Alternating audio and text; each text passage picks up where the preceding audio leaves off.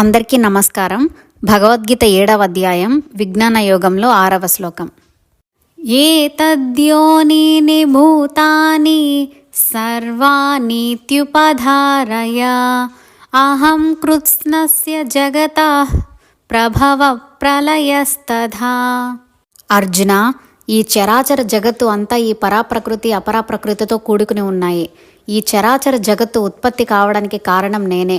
అదే ప్రకారంగా ఈ చరాచర జగత్తు యొక్క ప్రళయానికి కూడా కారణం నేనే అని శ్రీకృష్ణ పరమాత్మ పలికాడు.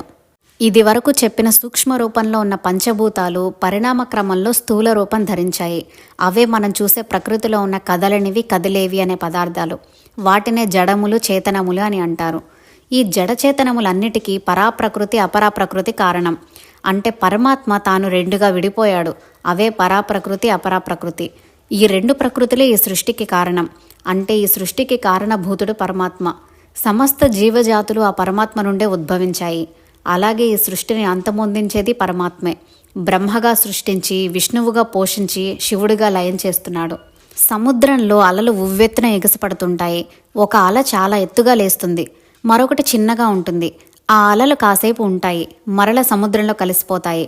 అలాగే జీవజాతులు కూడా పుడతాయి, కొంతకాలం జీవిస్తాయి, మరల లయమవుతాయి. ఇదే జీవన నాటకం. ఈ నాటకానికి సూత్రధారి పరమాత్మ.